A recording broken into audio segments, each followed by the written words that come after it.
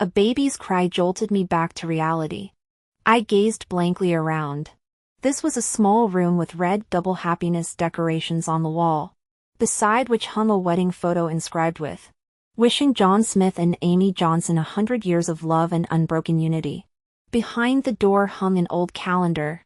Open to the page, August 21st, 1988. Just then, the door swung open from outside. John walked in carrying a bag of groceries. He looked mid-twenties, with a refined air, handsome and upright. I could hear the baby crying from outside. "What's going on?" John strode over, frowning at me. "Why are you spacing out? Go make milk for Lily." Lily Smith was the foundling I'd picked up outside our door a month before the 1988 college entrance exams.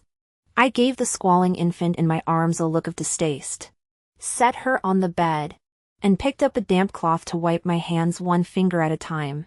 The adopted daughter I doted on like my own flesh and blood in my past life now inspired no affection. Glancing up, I saw John crouching on the floor gutting fish and washing vegetables. He ordered habitually. "3 of my students are coming for dinner this afternoon. They're my top graduates this year, all got into Ivy League schools. Cook some of your best dishes."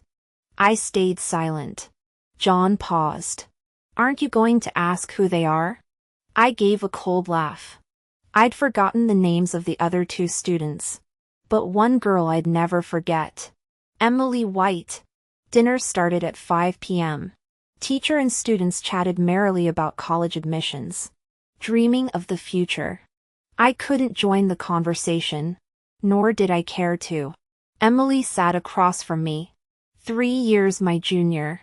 She had a delicate, innocent look, wearing an oversized hand-me-down varsity jacket. Her figure was indistinct. She had a pale complexion, keeping her head down to eat silently, stealing occasional glances at the baby. In my past life, John had mentioned offhand that his student Emily had come down with an infectious illness. To protect the other students, she'd studied at home for the final 2 months before the exams. He'd occasionally visited to tutor her. At the time, I hadn't thought twice. It seemed perfectly normal. Now I realized he was probably trying to hide her pregnancy. "Let's raise a toast," John said, pouring wine for the 2 male students and carefully filling Emily's glass with warm lemonade. "First, congratulations on getting into top universities. You'll always be my pride. Second, I wish you all the best in your futures." He took out 3 envelopes and handed them to his students, adding softly, "Living in New York is expensive. It's not much. Just a little something from your teacher and me." The students tearfully refused at first, but John insisted until they accepted. Each envelope held $100, equal amounts for all. But while I was cooking, I'd seen John slip a thick stack of bills into Emily's bag when no one was looking. In fact, he'd emptied his entire savings to fund Emily's college education. In my past life, Emily had graduated and landed a prestigious job, marrying a wealthy heir. Her life had been comfortable until her husband's stock market losses and gambling debts led to his suicide, and their son was charged with manslaughter in a DUI accident. Buried in debt, she'd fled back to our town and reconnected with John. Middle-aged, they'd fallen into an affair like parched earth soaking up rain. By then, John was the school principal. He generously paid off all her debts. I'd raged, shouted, fought. I called Emily shameless. She'd sneered back. "Honey, you might want to look into plastic surgery. You're scaring people." The ugly scar on my face came from when Lily was 4. She'd been bouncing on the bed, about to fall onto a red-hot space heater. I'd lunged to push her away, only to slip and land face-first on the glowing coils. Even now, I can't forget the hissing of burning flesh, the searing pain. After that, John rarely touched me. Once, when he was drunk, we slept together. He'd taken one look at my face and vomited. I pretended to think it was the alcohol. "You know it's not your scar," he'd slurred. Don't read into it. Snapping back to the present. I touched my smooth, unscarred cheek in feigned sadness. I ran into a neighbor today. He said my dad fell while watering the garden and sprained his back. I need to go check on him. John blurted out. But what about Lily if you leave? Realizing his mistake, he forced a smile. You wouldn't be much help anyway. Why not just send him some money? I'm coaching the senior class, school starts early this week. And I can't take time off. I have to go, I said firmly. If necessary, I'll take Lily with me. John frowned. Don't be ridiculous. She's too young for a Greyhound bus. Tension hung in the air as we stared each other down. Just then, Emily piped up timidly. Maybe I can help. I can watch Lily during the day. And hand her off to Mr. Smith when he gets home from work. Before John could respond, I turned to Emily with tearful eyes. That would be a lifesaver. Emily. How can I ever thank you? Emily smiled demurely. Mr. and Mrs. Smith have done so much for me. It's the least I can do. John's excitement was barely contained, though he tried to sound stern. Just come back soon. Emily is leaving for New York soon. She needs to prepare her documents and luggage. We can't impose on her too much. Got it, I replied. Under the table, I held up a compact mirror and angled it subtly. Emily had kicked off her sneakers and was now barefoot, surreptitiously rubbing her foot against John's calf. John's Adam's apple bobbed. His face flushed as he gulped down wine. Wow. This Cabernet is strong. Going straight to my head. Disgusting. The next day, I packed early.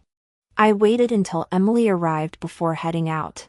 John bought my bus ticket himself and saw me onto the Greyhound. I waved as the bus pulled away. Once we cleared the city limits, I immediately disembarked and walked back, making a beeline for the West End photo studio.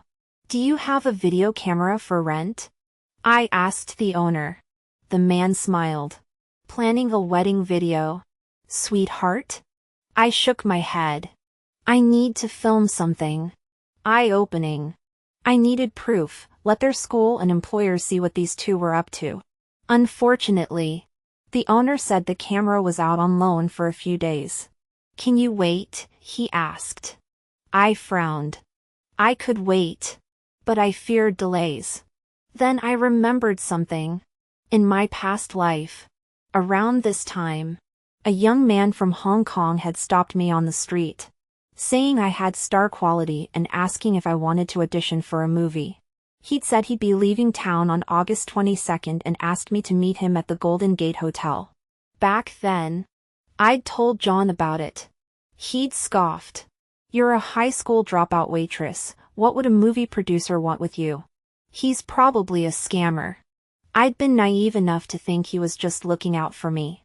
Years later, I saw that same man on TV, Michael Chen, a renowned director and two-time Oscar winner who'd launched countless careers. Exposing John and Emily was urgent. But this audition could be life-changing. This time, I was going. I took a bus to the hotel. From a distance, I saw a sleek black Lincoln parked out front. A group emerged from the lobby, stylishly dressed men and women dragging suitcases. At their head was a tall man in a white button-down and jeans. Sunglasses perched on his nose. Effortlessly charming. I recognized him instantly, Michael Chen. Just then, Michael Chen shook hands with a middle-aged man and turned to climb into the Lincoln. Director Chen! I shouted urgently, hurrying toward him. But I stumbled into a garbage cart, its stinking contents spilling over me as I crashed to the ground. Ignoring the pain, I limped toward him. Director Chen, please wait. Michael pinched his nose, stepping back with a frown. Who are you? Daring not to approach. I blurted. Don't you remember? You stopped me on the street and said I had potential. Asked me to audition here on the 22nd. He removed his sunglasses, revealing a striking half-Asian face. He studied me, then smirked in halting Mandarin. Ah yes. Now I recall. My heart leaped until he added. But our appointment was for the 21st. You missed it. I detest unpunctual people. Please leave. I froze. After nearly 30 years. I remembered the audition but not the exact date. This was my only chance. I grabbed his arm. Tears streaming. My apologies. There was a family emergency. He recoiled in disgust. Leave now. Or I'll call security. I dropped to my knees, bowing furiously. Please. Just one more chance. No one expected such desperation. Michael remained unmoved. This is pointless. The role requires a West City girl, classically trained in piano. Bright and innocent. Your look is close. But your eyes. They're dead. Like a woman who's given up on life. Not right for the part. Just then, his chubby assistant leaned in and whispered in Cantonese. Ron. Doesn't she remind you of Emma? Michael scoffed. Are you crazy? I've rejected Oscar winners for that role. What's she got? The assistant shrugged. Just saying. Your call. Michael paused, studying me for a long moment. Fine. Let her read for Emma. I learned the assistant was Sophia's son. Michael gave me 10 minutes and a single page of script. Emma, a 1940s housewife discovering her officer husband's mistress. No backstory, just improvisation. How could I act with no training? I'd only seen soap operas. Finally, I decided to draw from life. Can you play my husband? I asked Sophia. Just enter at the end. Michael sat back in his chair, sunglasses still on, as his male assistant readied a camcorder. Action, he said in Mandarin. I imagined John had moved in with Emily, threatening to sue for divorce. My hands shook as I picked up the motel landline, dialing and hanging up repeatedly. Furious. I smashed the phone, then chairs and glasses. Like a woman possessed. I grabbed a shard to slit my wrist. Then hesitated, silently cleaning up before staring at the door. Sophia entered, miming taking off shoes. I said nothing, tears falling uncontrollably. She shifted uneasily. Why are you staring like that? I gritted my teeth, silent, thinking of the 27 years I'd cared for John. The mother I'd nursed until her death. The life I'd built that Emily was stealing. Standing shakily, I said calmly, dinner's ready. We're having pasta. The camera stopped. Michael was silent for a beat. Ms. Johnson, he asked. Have you experienced heartbreak? Or abuse? I lied. No. I channeled Chao Chi Chiao from the Golden King, a woman trapped in a loveless marriage. Driven mad by repression. He studied me. Would you sign a contract with me? My voice trembled. Yes. Good. You can handle moving to Hong Kong? I nodded. But I need to borrow your camcorder. That night, Michael trailed me home, grumbling. I must be insane. Helping you film this trash at midnight. Thank you for this, I said, bowing awkwardly. He rolled his eyes. Just divorce him already. The courtyard was quiet, the neighbors were away. Approaching our door, I heard loud creaking and muffled moans inside. Michael leaned in, smirking. Your husband's got stamina. I shot him a glare, took a breath, and kicked the door open. A woman's scream. I flipped the light switch. There they were, naked, tangled together. Emily yelped, covering herself beneath John. John's eyes bulged. Amy, you're supposed to. He scrambled for his pants. Face flushed, hair damp with sweat. Spotting Michael, he roared. Who the hell are you? Michael ignored him, steadying the camcorder to focus on Emily's face. John grabbed a chair and swung it at Michael's head. "Look out!" I shouted. Michael blocked the blow with his arm, then kicked John in the gut. John stumbled back, his lower back hitting the desk edge to avoid falling. Michael shut the camcorder and packed it carefully into his bag. He strode over, grabbed John by the neck, and flipped him onto the floor in one smooth motion, twisting his arm behind his back to pin him down.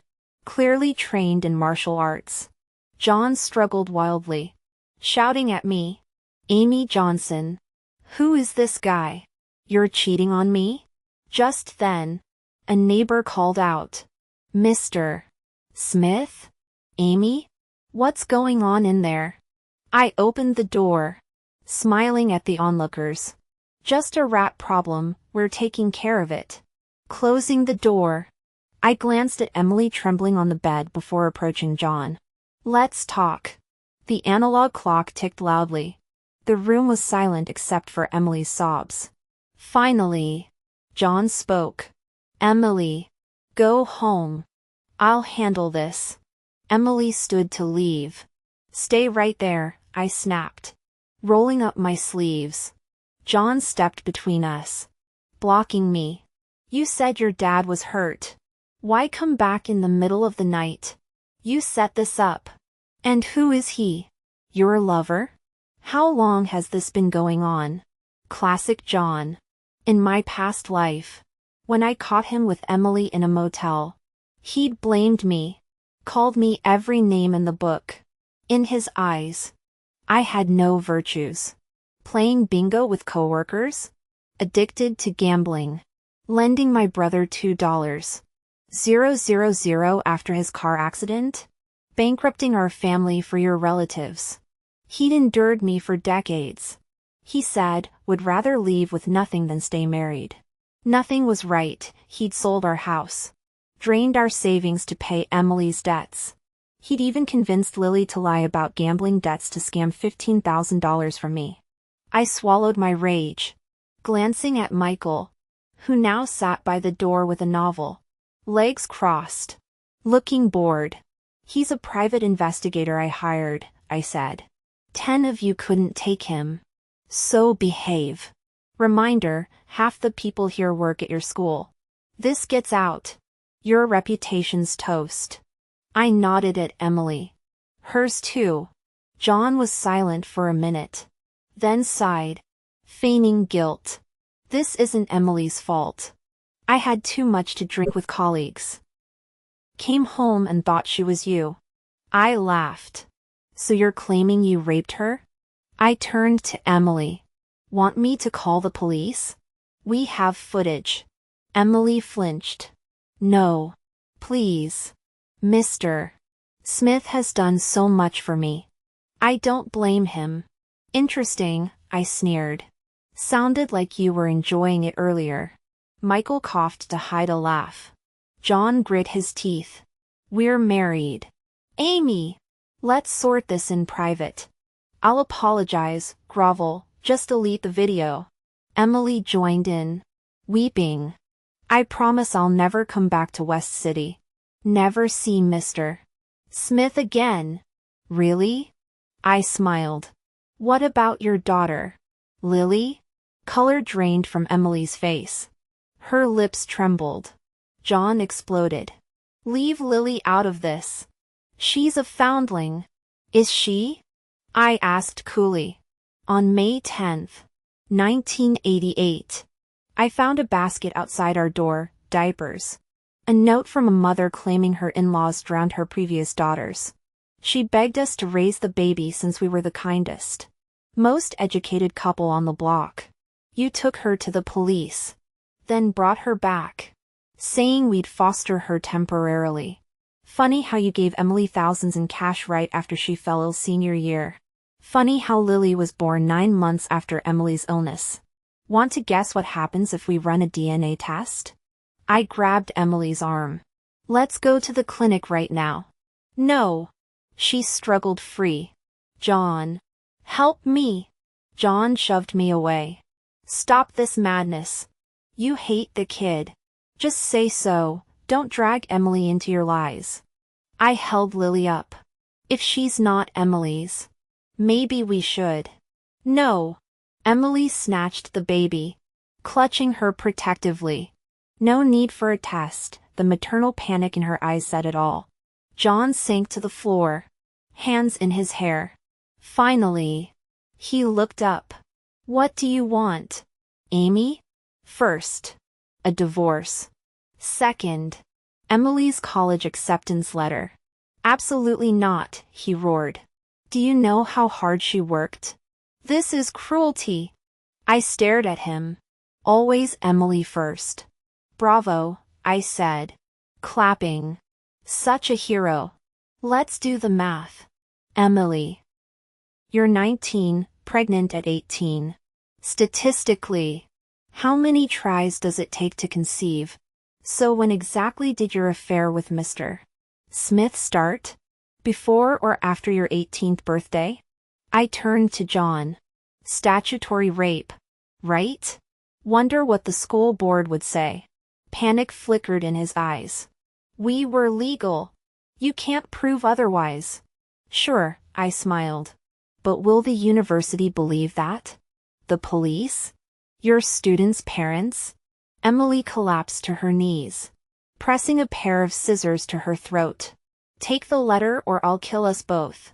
Michael tensed, but I shook my head. John tackled her, wrenching the scissors away. Don't be stupid. He glared at me, hatred blazing. You're trying to murder her. Please, I scoffed. She's too selfish to die. It's 1 a.m. I'm done waiting. I'm waking the neighbors, then calling the police. Either John goes to jail for statutory rape, or you both lose your jobs, your degrees, everything. Your choice. John blocked the door. After everything we've been through, you'd destroy us like this? I met his gaze. You destroyed our marriage the moment you climbed into bed with her. He stared at me, defeated. Divorce and the letter, nothing else? I nodded, smiling. John turned to Emily. Get the acceptance letter. Emily shook her head violently. No. College is my life. He pulled her into a hug, cooing soothingly. We have no choice. Emily. Amy will ruin us if we don't comply. You can reapply next year, with me by your side. What do you have to fear? After a long hesitation, a tear fell from her eye as she nodded. She dug into her duffel bag, clutching the letter tightly before I snatched it away. I pulled a lighter from my pocket and set it ablaze in front of her. Emily shrieked, grabbing at the flames. I backhanded her across the face. She stared at me, panting with rage. You're a monster. Don't play the victim, I scoffed. Everyone pays for their sins. You lost a degree, but gained a loving man. Quite the bargain. I grabbed my bag and walked out, slamming the door behind me. We signed the divorce papers at 9 a.m. Try anything, and I'll make sure you both rot in hell. The divorce was seamless. We agreed not to tell our families yet, to spare them the drama. But John made one plea. I gave you the settlement. Signed the papers. Destroyed the letter. Just give me the tape. I refused. That footage was my insurance policy, proof to keep Emily out of college. To silence John's lies. Its release would depend on their good behavior. On our last meeting, I asked, will you marry Emily? None of your goddamn business, he snapped. He'd recognized Michael from the newspaper, that Hong Kong director holding auditions in every city. You've been scheming to climb into his bed from the start, he sneered. I hope he dumps you hard. I smiled sweetly. And I hope you and Emily rot together. Watch your step, karma's a bitch. I added. Emily's not as innocent as she looks. When we fought, she only cared about college, not whether you went to jail for rape. Better keep an eye on your true love, She might run off with the next guy who offers her a way out. He cursed me and stormed off. 30 years of marriage. 2 lifetimes of turmoil, finally over.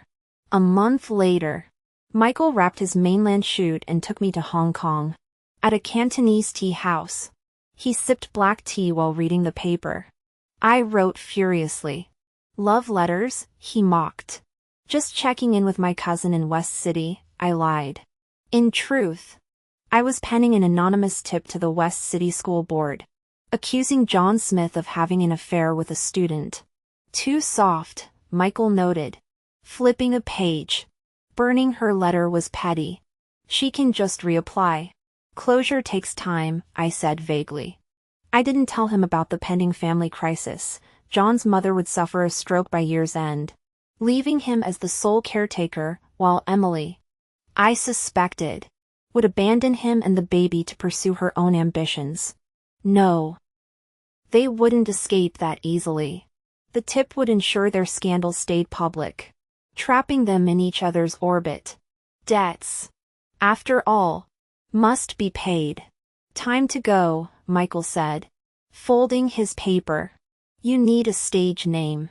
Amy Johnson is basic. Any suggestions? He paused. Zoe Sue. Zoe means life, suits your fresh start. Perfect. My Hong Kong journey was equal parts daunting and exhilarating. Michael's film, West City Lights, an art house drama destined for festivals, cast Hong Kong's queen of indie cinema, Vian Chan, as the lead. The West City accented supporting role went to a local opera singer, polished, poised, everything I wasn't. Michael was blunt. I signed you for your raw talent. But this industry is stacked with pretty faces and trained actors. You've got 6 months to prove you belong here. Our contract was temporary, unpaid, with no guaranteed roles. Sink or swim, he'd said before jetting to London. Sophia sighed. Ron can be such a jerk. Leaving you here with no support? He gave me a chance, I insisted. That's more than most get. Grateful for Sophia's help finding a tiny flat in Mong Kok.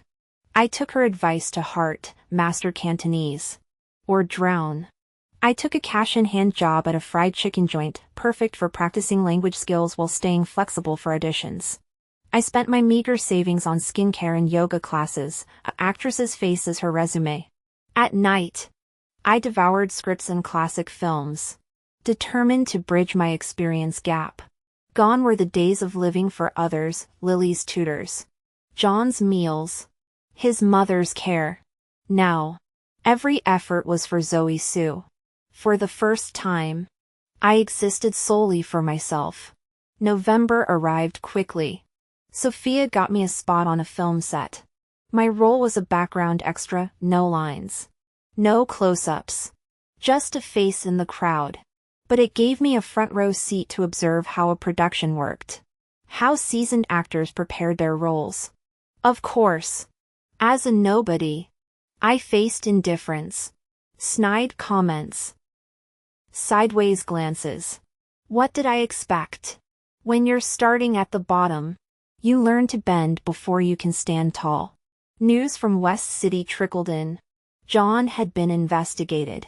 Shortly after the new school year began, the West City School Board received an anonymous complaint alleging an improper relationship between John Smith and former student Emily White. An internal audit confirmed the affair. Rumors about our divorce spread, followed by whispers that Lily was John and Emily's biological daughter. They denied it fiercely, claiming their relationship began after our divorce, when Emily was legally an adult and a high school graduate. Since when does the school board police private relationships? They protested. Still, the scandal stuck. John had been poised to become department chair, thanks to his star students, but now his reputation was in tatters. Colleagues he'd crossed or outshone piled on with complaints. The board ultimately voted to suspend him from West City High. Through frantic networking and student testimonials, John retained his teaching license but was transferred to a rural middle school hours away. For a man who'd prided himself on climbing the academic ladder, it was a fate worse than death. But he had Emily. His true love. Word was they've gotten engaged. Perfect. Let them suffer together. 6 months flew by, the end of my temporary contract. And Michael's evaluation loomed. I spent the morning prepping, reviewing my acting notes, practicing monologues, applying makeup that was professional but forgettable, per Sophia's advice. At noon, Sophia called. Ron just wrapped a shoot. Meeting at 2 p.m. But he can spare 20 minutes for coffee at 4. I rushed to Michael's studio, greeting Sophia with a hug. "Zoe, you look amazing," she said, eyeing my tailored blazer. And so confident. She led me to Michael's office. "He's in a meeting. Help yourself to tea or coffee." "No. Thanks, I'm good," I said. Too nervous for caffeine. Sophia sat with me. "Don't stress. I checked with the crews you worked with, they all say you're a hard worker with a great attitude. Do you think... will he renew my contract?" She waved a hand. "Definitely. The newbies this year don't hold a candle to you." Just then, the door burst open. A stunning mixed-race girl, maybe 4 years old, skipped in, followed by a middle-aged woman with a lunchbox. "Where's Daddy?" the girl lisped, peering around. "I want my daddy." I looked at Sophia, startled. "That's Ron's daughter. Joey," she whispered. "Joey Chin. Nanny Lon takes care of her." "Ron's married?" Sophia snorted. "Hardly. Joey's mom is British, they dated years ago. She's married to a billionaire now. Ron's not the marrying type."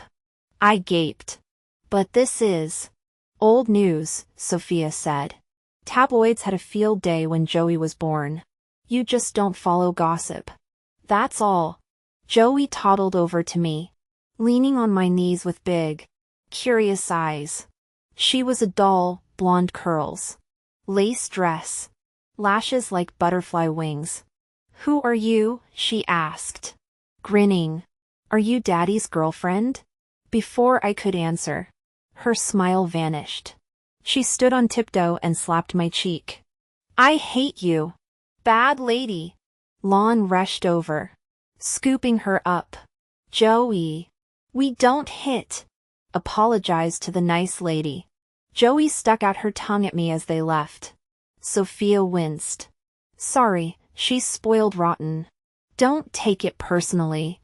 "I'm fine," I said, rubbing my cheek. Joey suddenly ran back, climbing onto my lap to grab the Mickey Mouse keychain on my bag. "I want this." "Take it off." Sophia sighed. "Just give it to her, Zoe." I shook my head, kneeling to meet Joey's gaze. "If you want it, you have to ask nicely." "Give it to me," she demanded, reaching out. "Nope. You were rude earlier. So I'm upset. I don't want to give it to someone who's not polite." Joey stared, shocked at being refused. "I'll tell Daddy to fire you." "I need Mickey." I held her tiny hands. "Kids who throw tantrums don't get presents. You know." "But I don't like you. First, I'm not your daddy's girlfriend. Second, you misunderstood me. Don't you think you owe me an apology?" Joey frowned, confused. Lon intervened, clearly unwilling to let a nobody demand an apology from her charge. "Time for lunch. Joey, you didn't eat your veggies yesterday. Daddy will be cross." Joey pushed Lon away, clinging to me. If you're not his girlfriend, maybe I shouldn't hit you." "Sorry." She touched the keychain.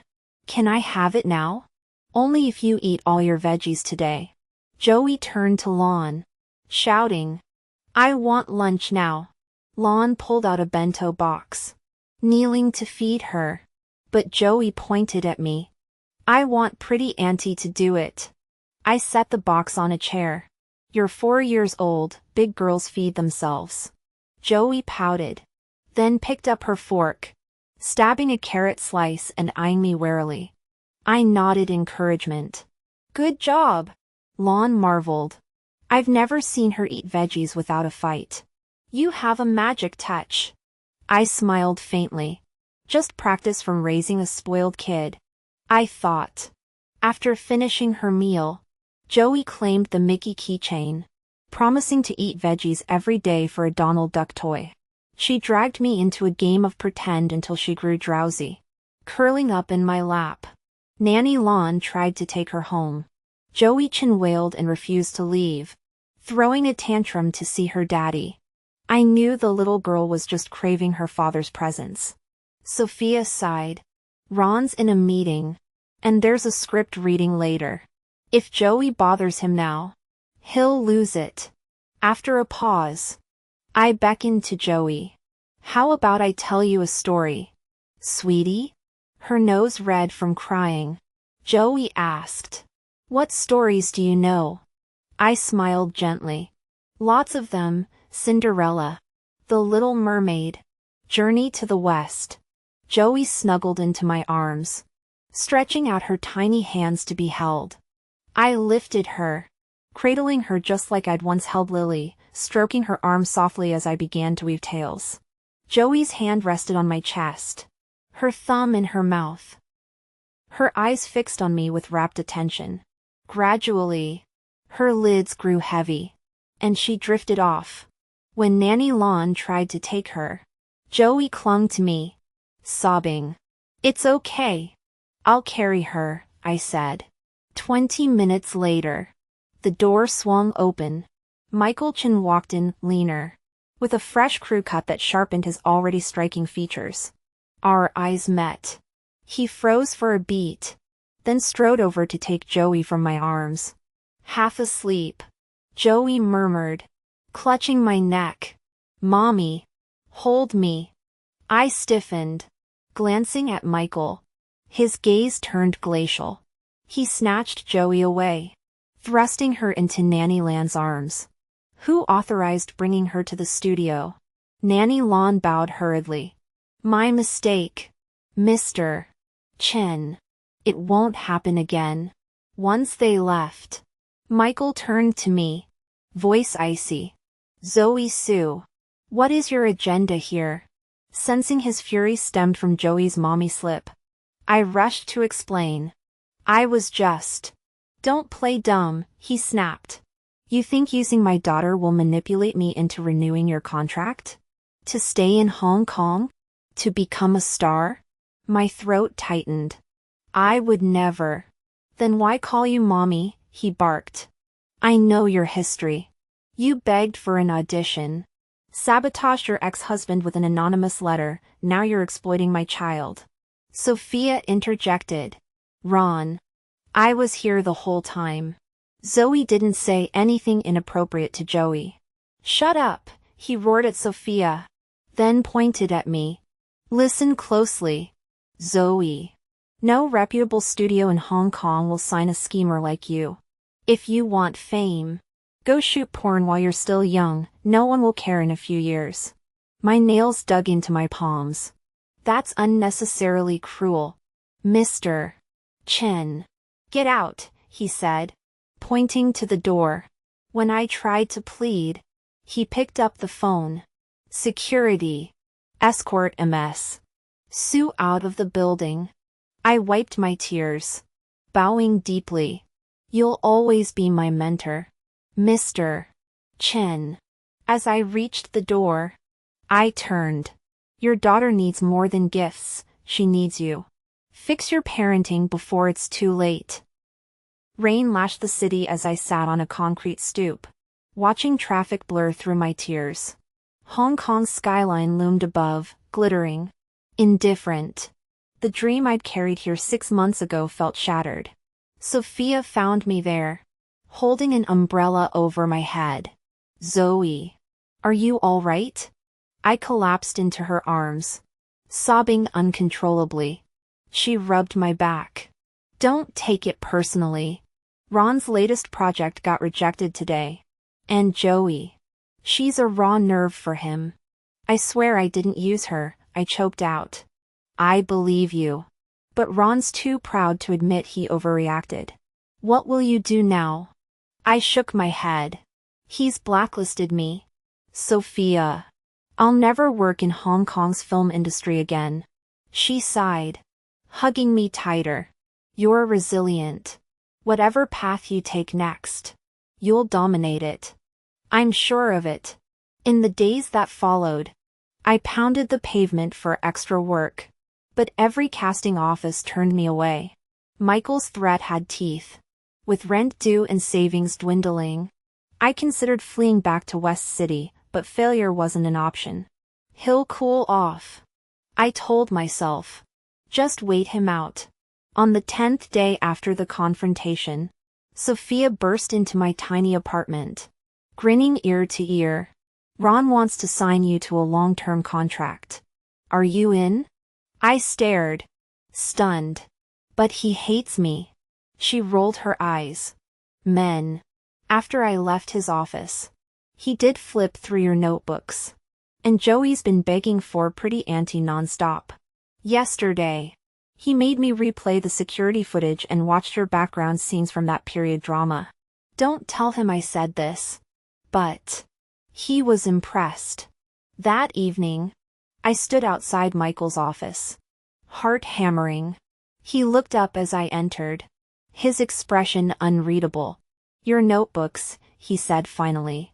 They show dedication. I nodded. Mute. Joey's therapist says she's more settled when you're around, he added, shifting in his chair. She asked for you 6 times this week. I enjoy her company, I said simply. He slid a contract across the desk. 6-month renewable. Standard terms. But his gaze sharpened. No more stunts. Understood? I signed quickly, hands trembling. As I turned to leave, he called out, Zoe. I paused. Thank you, he said quietly, for handling her. Gently. I smiled. Just remember, no more skipping veggies. The rain had stopped, leaving sunlight glinting off skyscraper windows. Hong Kong stretched before me, brutal yet full of second chances. This time, I wouldn't just survive. I'd make sure they remembered my name. Sophia grinned at me. Ron wants to sign you for 5 years. In? I nodded eagerly. Absolutely. 100% yes. My official contract with Chin Entertainment was a hard-won milestone.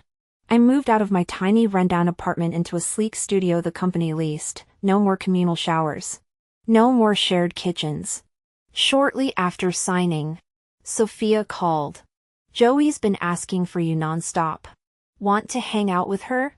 I didn't hesitate. Of course. At the Chin Villa, Joey came running the second I stepped out of Sophia's car. Pretty Auntie. Did you bring me a present? She chirped, hugging my legs. I knelt to boop her nose. Depends, have you been eating your veggies? Joey nodded solemnly. And drinking milk every day. Good girl. I pulled out a Donald Duck plushie. Her eyes lit up. Yay. Thank you, Auntie. Glancing around, I whispered to Nanny Lon. Is Mr. Chin home? He's in the study. Writing a script, she replied with a smile. I spent the afternoon playing dolls, cooking mac and cheese, and watching Joey nap. I should have left then, but instead, I asked Nanny Lon to brew coffee and knocked on the study door. Come in, Ron's cool voice called. My heart raced as I entered, cedar cologne and the faint smell of cigarettes hung in the air. The study was massive. Shelves lined with hardcovers, DVDs, and vinyl records. Ron sat at his desk, casual in a sweater and wire-rimmed glasses, sketching storyboards with quick, precise strokes. Still here? He said without looking up. I froze, terrified of spilling coffee on his work. He glanced up, smirking. Where's that fire you had the other day? You practically slammed the door in my face. I blinked. When did I? He tapped the desk. indicating the coffee. The day you lectured me about parenting. Oh. That. I set the cup down, awkwardly lingering. Something else? He took a sip, eyebrow raised. I bowed formally. Thank you for giving me another chance. Mr. Chin. He waved a hand. Blame Sophia. She insists your talent. Silence fell. He drew. I stood like a statue. Spit it out, he said, lighting a cigarette. I swallowed. Sophia mentioned a police thriller role next month. But I feel unprepared. I want to join the acting conservatory. He scoffed. Using Joey to butter me up now? I stood my ground. This is about my growth. Our contract states the company provides training. And let's be real, if I bomb, it reflects on you. But if I succeed, well, I'll make you money faster. He smirked. Dream bigger. Now get out. But. Out. Ugh. I left. Annoyed but not defeated. A post-gym endorphin rush helped until Sophia called that night. Voice buzzing with excitement. Zoe! Ron got you into the ATV acting conservatory. Do you know how exclusive that is? He promised to cast their star in his next film just to swing this. I gasped. But he shot me down when I asked. Sophia laughed. Classic Ron. He feels guilty about the office incident but won't admit it. Congrats. Girl. Guilty. Huh. The conservatory was intense, classes with industry veterans. Peers who'd later become award winners. I threw myself into scripts. Improv. Movement training. Opportunities followed, minor TV roles. A few commercials. Even a producer pitching me for a supporting role in a big-budget period wuxia drama. But Ron nixed it. TV ties you down for months. Focus on film. I knew the real reason. Joey refused to let Nanny Lon drop her off at preschool. She wanted me, the closest thing she had to a mother figure. So I stayed close. Visiting the villa often. Ron started mentoring me casually, critiquing scenes. Sharing editing tricks. Despite his perpetual scowl, our rapport thawed. Christmas break. Ron took time off. Joey begged us to hit Disneyland. Kids have endless energy. By bedtime, she still wanted to play Eagle versus chickens. I was the hen. Joey clung to my shirt as we dodged Ron's eagle attacks. Catch me. Daddy, she shrieked. Laughing. Ron lunged, tackling us both onto the rug. Got you. He tickled Joey, who rolled around giggling. Mommy Zoe. Help, she cried. I stiffened, waiting for Ron's explosion. But he just smiled, booping my forehead. Terrible hen. I stole your chick. I stared, stunned. No anger, just playful sarcasm. We wrestled until Joey yawned. I bathed her, read Goodnight Moon, and tiptoed downstairs. There was Ron, sitting by the fireplace with a wine glass and a Hemingway novel. Stay for a drink, he said. I sat across from him, sipping the expensive red, black. Still tasted like grape juice gone wrong. Noticing my grimace, Michael arched a brow. Not a fan? I nodded bluntly. I'm more of a bourbon girl. This fancy stuff's lost on me. He laughed, shaking his head. Next time, I'll pour you a Knob Creek. The living room was dimly lit. Fireplace embers casting shadows on his face, chiseled cheekbones.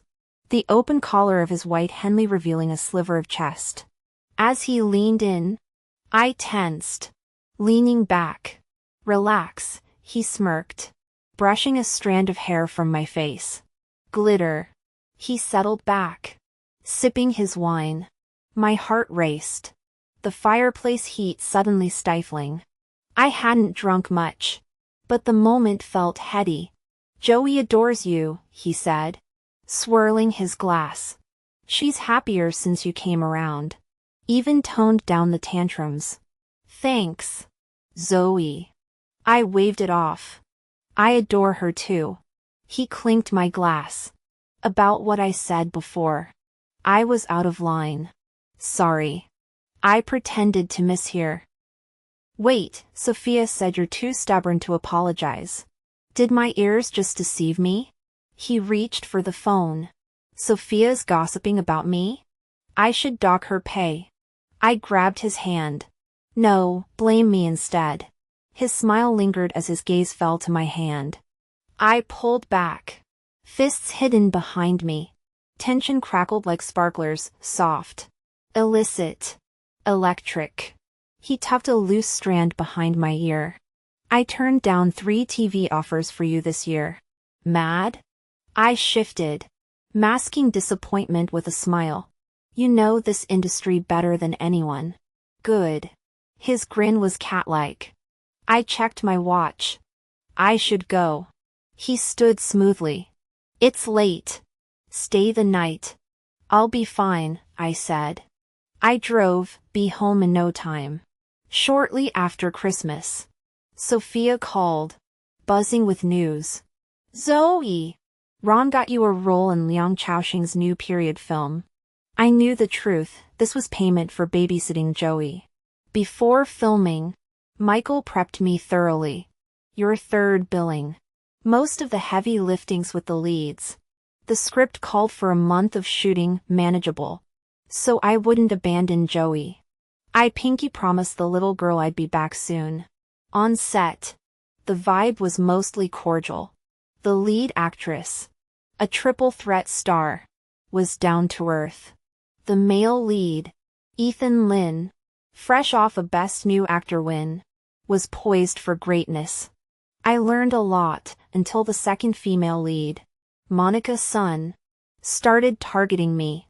During a slap scene, she accidentally kept missing her mark. My cheek was swollen and bruised by lunch. Sorry. Zoe, she cooed, handing me an ice pack. First time on set, nervous. You know? I forced a smile. First time? With a sugar daddy like hers. Sure. Alone with Sophia? I asked. What's her deal? Sophia dabbed powder on my cheek. Scowling. She's Ron's ex-girlfriend. Word spread when he got you into the conservatory. She's jealous, tried trapping him with a pregnancy once. He found out and dumped her. Aw. Classic Michael drama. One afternoon, after my single scene, Monica pitched a fit. My diamond ring is missing, she shrieked. That pink diamond cost a fortune, someone stole it. She demanded the set be locked down. Her assistant searching bags one by one. When only Ethan, the lead actress, and I remained. I knew what was coming. Mind if I check your bag, Zoe? Monica smirked. Arms crossed. I do mind, I said coldly. Only the police get to search me. She rolled her eyes. Guilty conscience. Huh? Her goons grabbed my bag, dumping its contents, cosmetics, notebooks, and a velvet jewelry box I'd never seen before. Monica shrieked. That's mine. Slapping me hard. Caught red-handed. Sophia stepped in front of me. Don't you dare frame her. Monica's bodyguards moved in, but I shoved Sophia behind me. Let's call the police. They can dust for prints. Panic flickered in Monica's eyes. No need for cops over a misunderstanding. Just apologize and... Not happening, I snapped. Call the police. Director Lee. Lee hesitated, but Ethan spoke up. I saw Monica's assistant sneak into Zoe's dressing room an hour ago, he said, pushing off the wall. I vote we check security footage. Monica rounded on him. But the director held up a hand. Enough, he said. We have surveillance. Let's see what it shows. His tone made it clear Monica had overplayed her hand. Monica's face flushed bright red. Still eager to escalate the drama. Director Lee snapped. Are we filming or not? If you want to quit, get the hell out. Monica froze, tears spilling as she stormed off. You'll regret this. I exhaled, relieved the fiasco had ended harmlessly. The assistant director had whispered something to Lee, clearly. Someone powerful had intervened. My lips curved. I know exactly who. Ethan Lin approached me then. Thanks for earlier, I said quickly. He waved it off. No big deal. You needed backup. I tilted my head. Why go out of your way? He grinned. I graduated from the conservatory too, 2 years ahead of you. That makes me your senior. I offered my hand. Well then. Thanks, senior. Ethan shook it. Lingering. Words aren't enough. Let me take you to dinner sometime. I agreed readily. With his night shoot pending, we scheduled it for later in the week. Leaving the set, I spotted Michael's Range Rover from afar. Giving Sophia a subtle nod, I hurried over and slid into the passenger seat. I thought it was you, I said, wincing as the motion tugged at my bruised cheek. When did you get here? Michael leaned in, thumb grazing my skin. Noon. That bitch hit hard. Does it hurt? I rolled my eyes. This is your fault. You know. He arched a brow. Sophia blabbed. Didn't she? I'll sew her mouth shut next time. Don't blame her. I needed to know why I was being targeted. I sat up straight. Sophia said Monica has a sugar daddy. Won't pissing him off cause problems for you? Concerned about me? Michael reclined. Casual. Her guy's married to my friend Julia. I gave her a heads up. Understood? Aw. Classic power play. By the way, he said, eyeing me sideways. I saw you chatting with Ethan. What was that about? He went to the conservatory too. He's my senior. And he's cute. Talented, asked me to dinner. Michael's gaze darkened, twirling a strand of my hair. Will you go? My gut warned me. No. My career's just starting, I can't afford scandals. He smirked. Smart girl. Before I could respond, his lips were on mine. I hesitated, then kissed back. We became a thing. Michael was as dominant in bed as he was in life. We stayed in his penthouse for 3 days, not leaving the bedroom once. After that, he visited set whenever he could. Though unspoken, the crew treated us like a couple. Ethan avoided me for days, then finally approached. Blunt. I was gonna ask you out. Guess I missed my chance. He paused, adding awkwardly, Michael's talented, but he has a reputation with actresses. I thanked him, saying I'd keep it in mind. Thanks to Julia and Michael, the screenwriter expanded my role. In editing, Monica's scenes were slashed. I became the de facto second lead. During promotion, footage of Monica slapping me and framing me leaked. Tabloids dug up her past, photos of her in compromising positions. Rumors of drug use. Monica was blacklisted. While she vanished from public view, I gained sympathy and traction. My first major film premiered to rave reviews. Overnight, I had brand deals, script offers, and critics digging for dirt. Mostly gossip about my love life, but as they say, any press is good press. Michael and I grew closer. We took Joey to Disneyland, baseball games, aquarium trips.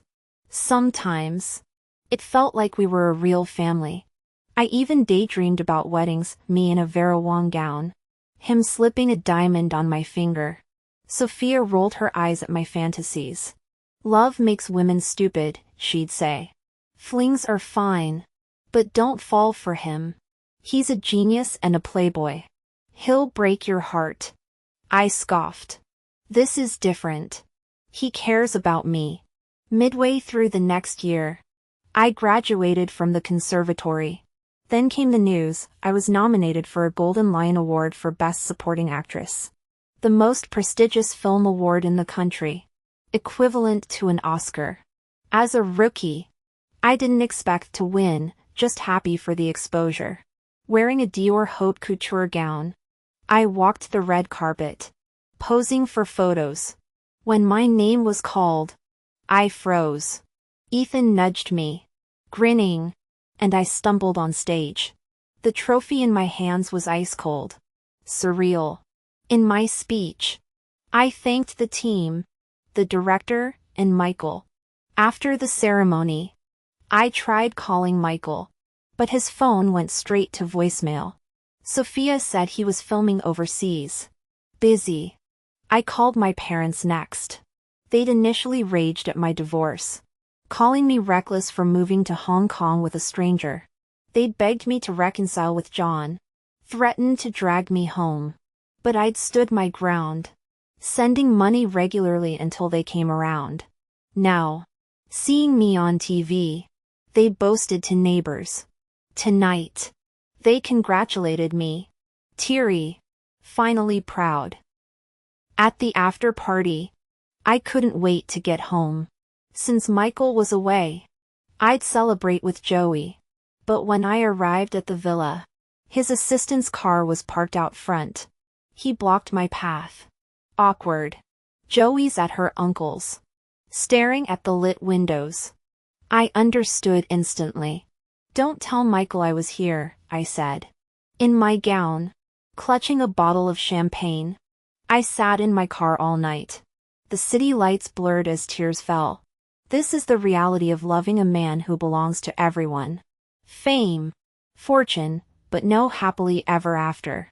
At dawn, a stunning young woman exited the penthouse, petite, curvy, radiating sex appeal. Michael's assistant drove her away as I watched, torn between rage and resignation. An hour later, I touched up my makeup, straightened my gown, and entered the penthouse clutching my champagne and trophy. Michael sat at the dining table in a silk robe, collar open to reveal fresh claw marks on his chest. Welcome back, he said, arms outstretched. Congratulations, my best supporting actress. I smiled stiffly as he hugged me. Best supporting actress, how ironic. Wish I could have celebrated with you first, I lied, fighting tears as his date's perfume clung to him. The crew insisted on a party. Michael eyed me appreciatively. Perfection. I watched the live stream last night, you were breathtaking. We both knew what he'd done, but neither spoke. He poured champagne, tracing my nose with his finger. Now every eligible bachelor in Hong Kong will be chasing you. I raised my glass. Doubt it beats your roster of admirers. Mr. Chen. We drank in silence until he broke it. Zoe. I care about you. But I was raised in London and New York, my views on relationships are Western. I believe in open connections. My stomach dropped. Meaning? Meaning we can see other people while staying together. No strings. No jealousy. Can you accept that? I vented to Sophia, who exploded. I knew he was a player. But this? Open relationship, my ass. I sobbed into my Dior gown. Keep scolding him. Please. She wiped my tears. Exasperated. I told you not to fall for him. Now what, you'll accept this garbage? What choice do I have? I sniffled. Date other people. You're a Golden Lion winner, hot actors are lining up. Make him jealous. I shook my head. Michael can have girlfriends. But I can't. My career depends on him. I have to pay the price. Even if it hurts. Sophia sighed. So you're just willingly sinking in? I hugged her. Pour me a drink. A big one. Either out of guilt or compensation. Michael gifted me a Birkin and lined up A-list projects. I threw myself into work, films, occasional TV, even a forgettable album. I bought a mansion in Repulse Bay. moving my parents in. Between shoots, I traveled, took classes, and raised Joey, who rarely saw her father but clung to me. Mom, he's a jerk, she once said. Leave him. I'd considered it, but knew how brutal the industry was for women without connections. So I stayed. His fiancée in name only, cleaning up his messes when he grew bored of girlfriends. After our first 5-year contract, we renewed for another. By year 8, Joey was a teen, and I shifted focus to producing, betting on the mainland Chinese market boom. Michael slowed down, though no new girlfriends in 2 years. Whispers he was losing his touch. He wrote a script for me, starring Ethan Lin. We lost at the Golden Lions, but Michael won Best Director, and our film gained international acclaim. At a press conference, a reporter teased, "Ethan and Zoe say they're counting on you for their Oscar wins. Michael, can we trust you?" He laughed, glancing at me. "Marry Zoe. Adopt Ethan, we'll be family." Of course they can trust me. As our second contract neared its end, Michael cooked a gourmet meal at home. Red roses, my favorite, centering the table. I watched him chop vegetables in a white shirt and jeans, the same outfit he'd worn the day we met in West City. "What are you staring at?" he asked, placing a lobster dish down. "Just thinking about our first meeting. You were so annoyed when I chased you down, covered in garbage." He smiled wistfully. "Your eyes were so bright, like nothing could stop you." I couldn't look away. I sucked on a lemon slice from my water. Sour. He poured wine for himself. "Juice for me. Joey called me the other day. She said you were vomiting, and your assistant bought a pregnancy test." His voice softened. "Are we having a baby?" I took his wine, gulping it down. "Joey's too nosy. I'm not pregnant." The lie tasted bitter. I had been pregnant, but I'd terminated the pregnancy in secret. Pain flickered in Michael's eyes. So quick I almost missed it.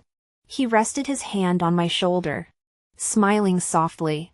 "It's strange, used to hate kids, but now I want a lively home. Zoe, let's plan an Iceland vacation. You've always wanted to see the northern lights, right?" I agreed warmly. "Sounds good, I'll have Sophia check our schedules." Michael froze, forcing a laugh. "Sophia's a go-getter, started her own agency these past 2 years. Killing it. Heard she signed some talented young actors?" "Yep." I nodded, picking up a vegetable with my fork. I knew perfectly well the real agenda behind this meal. He wanted to renew our contract. With my current fame and clout, he was beating around the bush. So I'd play innocent. "Zoe." "About." Michael sat across from me, clearing his throat.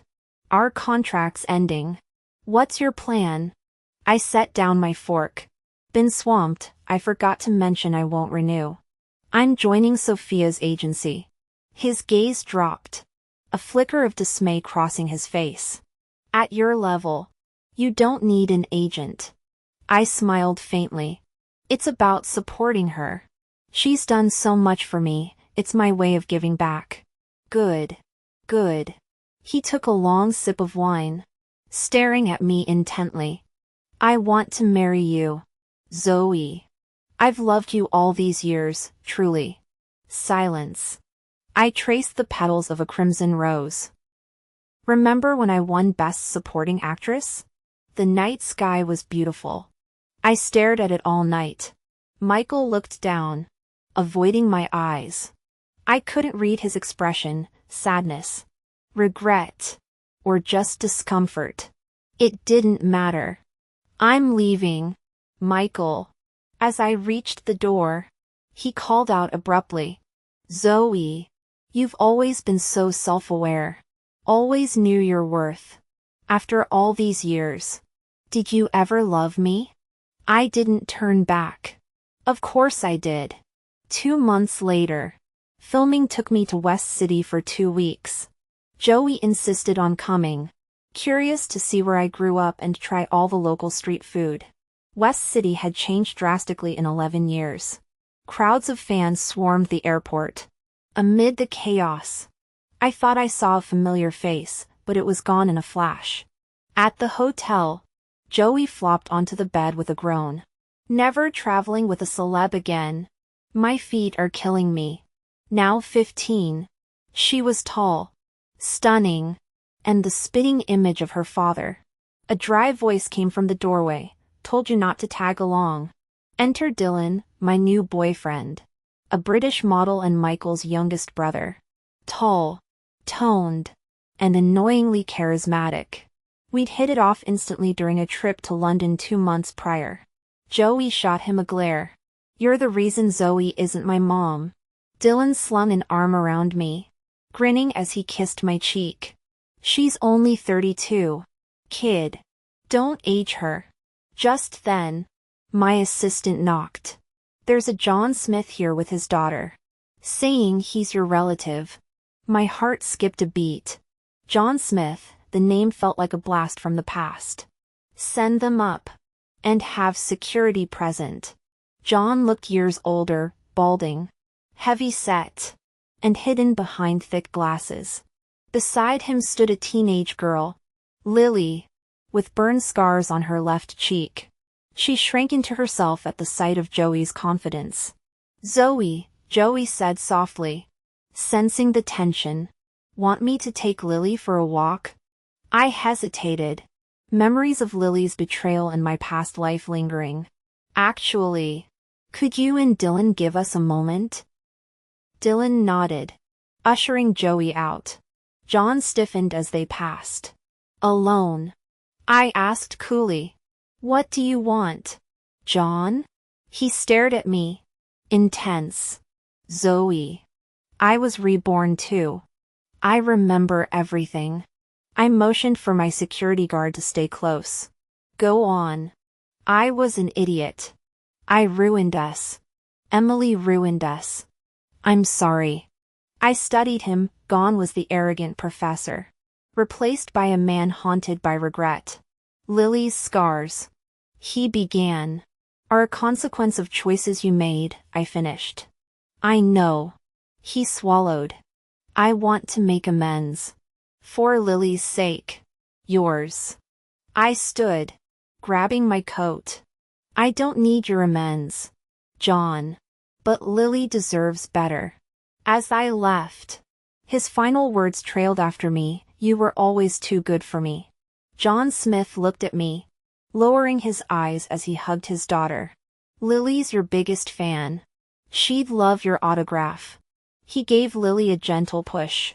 You were so excited at home, why so shy now? Huh? Lily looked up timidly, her eyes overly eager as they darted around. Hi, Ms. Sue. I've watched all your movies and shows. I love you so much. I always wish you were my mom. Thanks for your support. I handed her an orange. Clearly, these lines were rehearsed. I smiled faintly. Mr. Smith, did you come here to ask for something? His expression turned complicated. Ms. Sue, can we talk alone? No. I refused bluntly. He stared at me intently. Zoe. I was reborn too. At this, I nodded to my guard Wu to take Lily out. I kept Zhao, my trusted guard, in the room. Sipping tea. I asked. When did it happen? Last month. Tears filled his eyes. I remember everything, past life. This life. All of it. I was an idiot. I hated you for bringing Michael to catch me with Emily. But now I realize. I deserved it. I deserved to die 10 times for what I did to you. I looked out the window. Why dwell on the past? We divorced and moved on. Checking my watch, I added. I have a meeting soon. Can't chat long. Zoe! He knelt, blocking me. Even if you hate me, Lily is your daughter. You can't be this heartless. I scoffed. I'd already investigated John and Emily before coming to West City. They'd married quickly, but reality soured their love. Emily resented caring for John's disabled mother and their poor finances, turning to gambling and cheating. One winter, Lily had been burned by a space heater while left unattended. Now, Emily was having an affair with her high school sweetheart, and John wanted a divorce. Spit it out, I said, yawning. He sat up, gripping the coffee table. You're successful now. For old time's sake, lend me $1 million. I laughed. How bold. Why should I?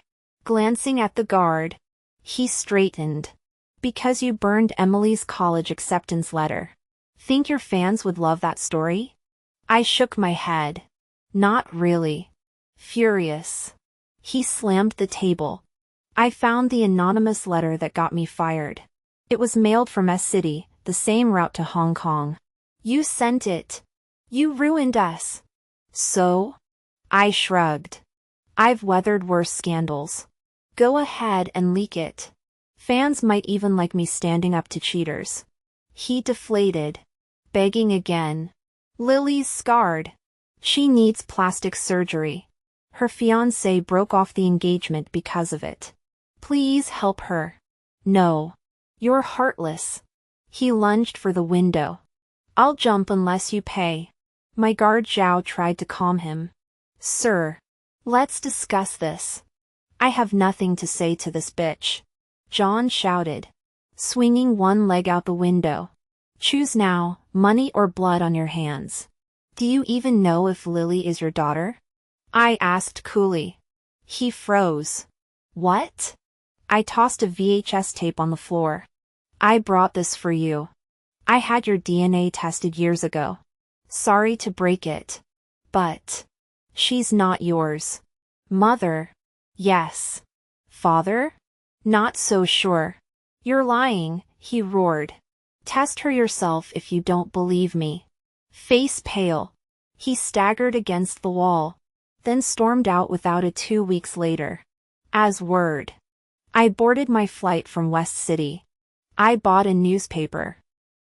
The headline blared, Rural Teacher Kills Wife Over Affair. Daughter Found Crying in Blood. So tragic. Poor girl. Screaming for parents who failed her. Dylan wrapped an arm around me.